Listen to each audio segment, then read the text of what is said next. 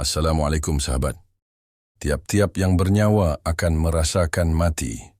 Kemudian hanya kepada kami kamu dikembalikan. Quran Surah Al-Ankabut ayat 57. Kematian adalah misteri yang pasti datang kepada setiap manusia, namun jarang dipikirkan secara mendalam. Banyak yang menganggap kematian sebagai akhir dari segalanya. Padahal dalam Islam, kematian hanyalah gerbang menuju kehidupan yang lebih nyata, lebih kekal, dan lebih menentukan. Hari pertama setelah kematian adalah saat ketika seseorang mulai menyadari kebenaran yang dahulu ia ragukan, mengalami akibat dari amalnya, dan merasakan awal dari perjalanan panjang menuju akhirat. Di hari itu, seseorang akan mengalami sakaratul maut, pencabutan ruh, perjalanan ruh ke langit, ujian di alam kubur, serta awal dari nikmat atau azab di alam barzakh. Bagaimana hari pertama setelah kematian itu? Bagaimana sakaratul maut dirasakan oleh setiap manusia? Apa yang terjadi setelah ruh keluar dari jasad? Bagaimana nasibnya dikubur? Mari kita bahas satu persatu dengan lebih mendalam dan lebih rinci. Yang pertama, sakaratul maut, detik-detik terakhir di dunia, saat ruh mulai berpisah dari jasad. Sakaratul maut adalah fase paling sulit dalam kehidupan manusia. Ini adalah momen perpisahan antara ruh dan jasad yang telah menyertainya selama bertahun-tahun. Ruh yang selama ini berada di dalam tubuh manusia akan dipaksa keluar, dan proses ini tidaklah mudah. Allah Subhanahu wa Ta'ala menggambarkan kondisi manusia saat sakaratul maut dalam Al-Quran. Sekali-kali jangan apabila nyawa sampai di kerongkongan dan dikatakan kepada orang yang sakaratul maut, siapakah yang dapat menyembuhkan? Dan dia yakin bahwa itu adalah waktu perpisahan dan bertaut betis dengan betis. Kepada Tuhan mula pada hari itu kamu dihalau. Quran Surah Al-Qiyamah ayat 26-30. Di saat ini, seseorang mulai menyadari bahwa dunia benar-benar akan ia tinggalkan. Harta, keluarga, jabatan, dan segala hal yang ia kumpulkan di dunia menjadi tidak berarti. Ia mulai melihat malaikat yang datang kepadanya, dan ia menyadari bahwa waktunya telah habis. Dalam hadis disebutkan bahwa ketika seseorang sedang menghadapi sakaratul maut, ia akan berada dalam dua keadaan yang sangat kontras. Orang mukmin akan melihat wajah-wajah malaikat yang bercahaya, membawa kabar gembira. Sedangkan orang kafir atau pendosa akan melihat wajah-wajah malaikat yang hitam dan mengerikan, membawa berita kehancuran. Sesungguhnya seorang hamba yang beriman ketika menghadapi kematian, turunlah malaikat dari langit dengan wajah berseri-seri seperti matahari. Hadis riwayat Ahmad. Sebaliknya, bagi orang kafir, sesungguhnya seorang hamba yang kafir ketika menghadapi kematian, turunlah malaikat dari langit dengan wajah hitam, membawa pakaian dari neraka. Kematian bukanlah sesuatu yang ringan. Rasulullah SAW sendiri, meskipun merupakan manusia paling mulia, merasakan kesakitan luar biasa saat sakaratul maut. Aisyah radhiyallahu anha meriwayatkan, ketika Rasulullah SAW menghadapi sakaratul maut, beliau mengambil air dan mengusapkannya ke wajahnya, seraya berkata, La ilaha illallah, sesungguhnya kematian itu memiliki sakarat yang sangat menyakitkan. Hadis riwayat Bukhari. Kesakitan ini tidak dapat dibandingkan dengan rasa sakit apapun di dunia. Para ulama mengatakan bahwa sakaratul maut lebih pedih daripada 1000 kali tebasan pedang. Al-Hasan Al-Bashri berkata, sakaratul maut itu rasanya seperti pohon berduri yang ditancapkan ke dalam tubuh manusia, lalu ditarik dengan keras hingga mencabik-cabik daging dan tulangnya.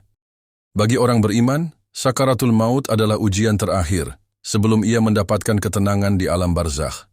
Namun bagi orang yang durhaka, ini adalah awal dari azab yang panjang.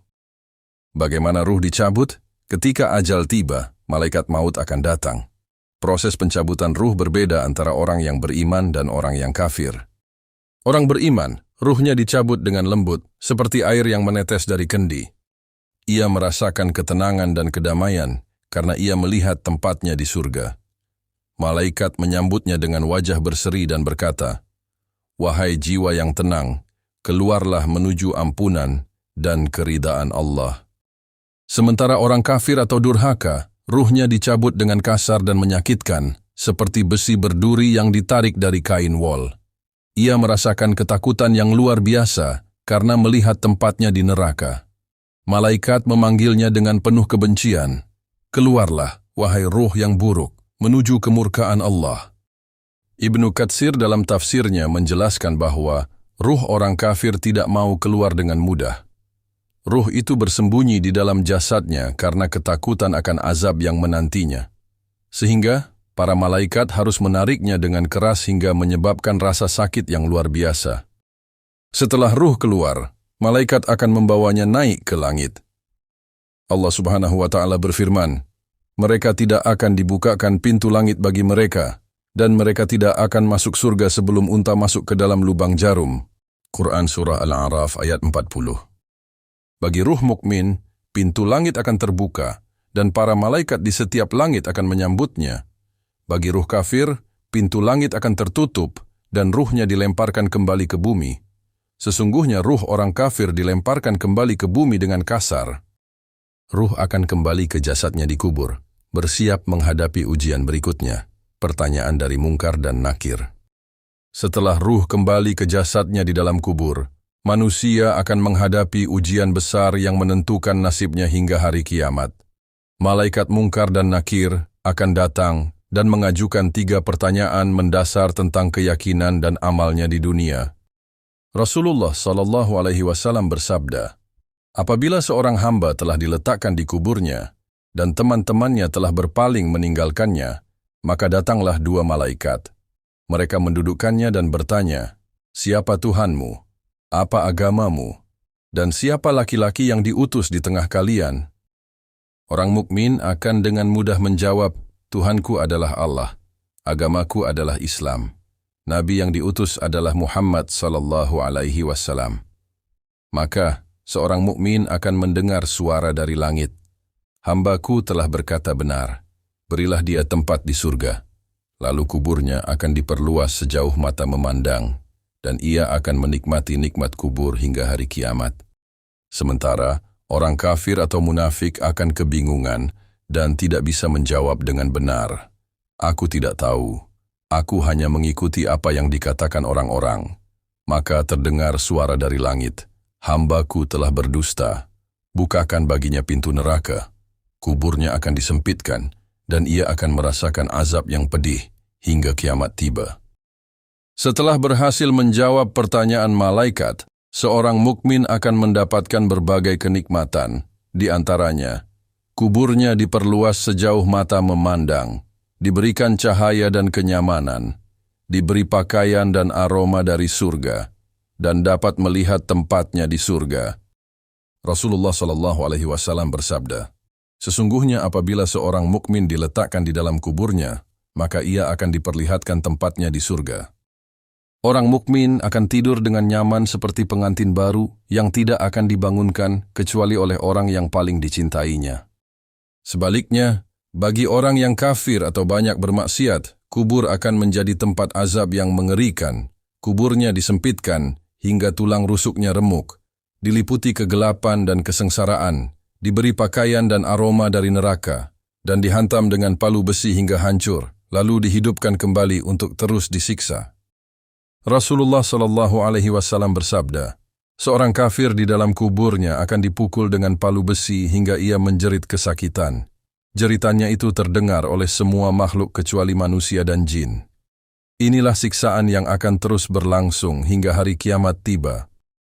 Bagi orang beriman, setelah melewati fase kubur, ruhnya akan berada di tempat yang sangat mulia. Dalam hadis disebutkan bahwa ruh para syuhada akan berada di perut burung hijau yang berterbangan di surga. Sedangkan ruh orang beriman yang bukan syuhada akan berada di taman-taman surga, menunggu hari kiamat dengan penuh ketenangan. Setelah alam barzakh berlangsung dalam waktu yang sangat lama, tibalah hari kiamat, hari ketika semua ruh akan dibangkitkan kembali. Allah berfirman, "Kemudian ditiuplah sangkakala, maka tiba-tiba mereka keluar dari kubur menuju Tuhan mereka." Quran Surah Yasin ayat 51. Pada hari itu, manusia akan dibangkitkan dalam kondisi sesuai dengan amalnya di dunia. Orang beriman akan mendapatkan cahaya dan kemuliaan, sedangkan orang durhaka akan dibangkitkan dalam kehinaan dan ketakutan. Sahabat, hari pertama setelah kematian adalah permulaan kehidupan yang sebenarnya. Apa yang kita alami pada hari itu bukanlah akhir, tetapi awal dari perjalanan panjang menuju akhirat. Apa yang bisa kita lakukan sekarang? Yang pertama, perbanyak amal syalih, karena hanya amal yang akan menemani kita di kubur. Yang kedua, perbaiki syalat. Syalat adalah amalan pertama yang akan dihisab. Yang ketiga, tingkatkan keimanan, agar bisa menjawab pertanyaan mungkar dan nakir dengan benar. Yang keempat, jauhi dosa dan maksiat, karena azab kubur itu nyata dan sangat pedih. Rasulullah SAW bersabda, kubur adalah tempat persinggahan pertama menuju akhirat. Jika seseorang selamat di dalamnya, maka ia akan selamat setelahnya. Tetapi jika tidak, maka setelahnya akan lebih mengerikan. Maka persiapkanlah hari pertama setelah kematian dengan baik. Sebab saat kematian telah tiba, penyesalan tidak lagi berguna.